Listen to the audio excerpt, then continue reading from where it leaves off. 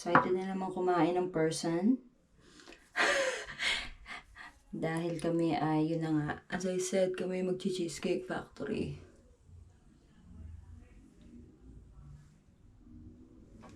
Pero bago yan, tayo ay huwag makalimot na mag-alaga ng ating skin.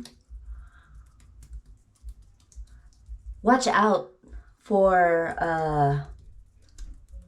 the launching of my new business. Ayan, sana ay patuloy nyo akong suportahan. Ayan, and spread the word once in-announce ko na siya. Ayan. Papatuyuin nyo lang yan. Ano to? Itong bago kong business, this is big. You know, there were a lot of requirements, maraming mga process na kailangan kong gawin, you know, for me to have this business. So it's actually a dream for me, or I think for any business person, yung mga talagang mahihilig sa business, you know, to have your own. So, medyo matagal nga lang. I've been waiting for ilang months na. I think mag-6 months na yata. But then, and up to right now, it's still not operational. It's still in the works. But then, nagiging clear na ang lahat. Konti na lang, konting push pa, and it will be up and running. So, I'm very excited to let you guys know about my new venture. Gloomy ngayon, pero ang weather kasi ngayon dito sa California, sa umaga medyo gloomy, medyo windy, but then kapag nag-hit ng noon, biglang iinit na siya. So, ayan. Hindi naman para tayo ay, yan kita nyo, naka-spaghetti strap ako. Kaya mamaya iinit din naman.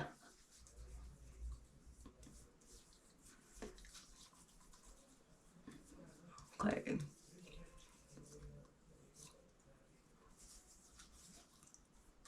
Okay. I think that's good. Excited kami mag-bonding with Mother Queen kasi matagal-tagal siyang hindi umuwi because may mga kailangan siyang tawag dito, puntahan na doctor's appointment. So, kaya hindi siya makauwi. Tagal-tagal na. But then we're telling her each time na, you know, umuwi na lang dito at wag na mag-work. Kaso lang si Mother, alam nyo, bata pa lang yan, nag-work na siya. If I'm not mistaken, di ko sure, kailangan confirm ni Mother, pero I think 18 pa lang yata siya. Nagtatrabaho na siya sa Pilipinas sa post office. 18 or 20 or yung basta at an early age, nagtatrabaho na si Mother. Tapos siya yung tipong worker na very loyal. And yun, alam niyo yung mga tumatagal talaga sa office. Ako yan ang kahinaan ko, guys. You know, I like working sa office setting. I've actually, like half of my life, ever since I started working at naging independent sa, you know, sa sarili ko, I've been working sa office talaga, office setting. But then, just because yung heart ko talagang ang gusto, business.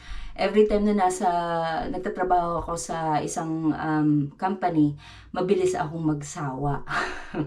Kasi routine yung ginagawa. Tapos, basta yun, hindi ako, basta yun ang realization ko eh. Itong mga early 30s ako, kasi 35 ako ngayon, mga early 30s ang age ko, I realized na talagang hindi ako yung pang office girl talaga. What I thought before na talagang yun ako yung mga pang corporate office, ganyan-ganyan. Pero hindi ako makatagal-tagal sa office setting kasi parang iba yung takbo ng mind ko. Pang ano siya talaga, yung having your own thing. So, yun. Kaya ito ako, I'm trying yun na nga yung sinasabi ko sa inyo na I'm trying to still stand. O, di ba? Okay, kahit na syempre medyo mahirap kasi nga syempre ang tawag dito ang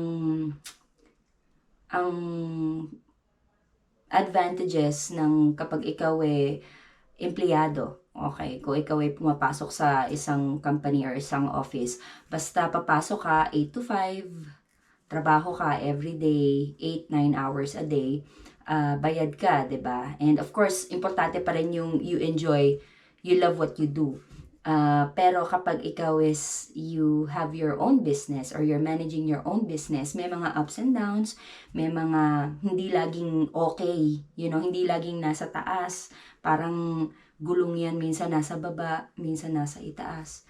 And you totally need to set your mind at kailangan maraming pagpaplano at maraming strategy ang gagawin mo para malaman mo kung anong gagawin mo pag kunwari medyo nasa baba ka bago ikaw ay aakyat ulit. So it's a lot of patience at saka talagang pagsisikap talaga and believing in yourself para magawa mo yung gusto mong gawin na having your own, para sa akin worth it naman kasi pag naman kunyari and also having your own business or your own thing is a really big risk.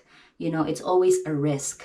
So, dapat malakas ang loob, pag ikaw magsa-start ng, having your own business. Pero, ang kapalit naman nun, kapag malakas ang loob mo and kaya mong, susuong ka lang, whatever it is. Basta you will do your best. Alam mo yung direction mo and everything. At yan naging successful. Hayahay naman tayo, di ba? So, yun naman ang, syempre sinasamahan din ng dasal yan. And everything na maging okay ang lahat. Alam naman ng Diyos na yung aking hangarin, syempre, ang aking inspirasyon, yung aking pamilya, aming mga anak. Syempre, kaya you will do everything, your mas best pa sa best mo para makasakatuparan mo lahat yung mga pangarap mo. Sabi ko nga, 'di ba, sa isa kong vlog yata na libre namang mangarap, 'di ba? Sarap-sarap nga mangarap, pero kailangan kumikilos din tayo para makamit natin yung pangarap natin. Hindi yung hanggang pangarap lang tayo. So, kapag yan, kumikilos tayo sa ating, para, we reach yung ating mga dreams. Medyo, minsan magiging shaky yan, pero kailangan kakapit ka pa rin at maniniwala ka pa rin na it will be successful. So, lakasan lang ng loob. So, yan, I'm very excited for that. At kakadaldal ko dito, anong oras na? Ayan, magi-11 na. So, meron kaming reservation sa Cheesecake Factory at 12:30 p.m. So, again, we are very excited to eat. We're always excited to eat, lalo na pag nandito si Mother.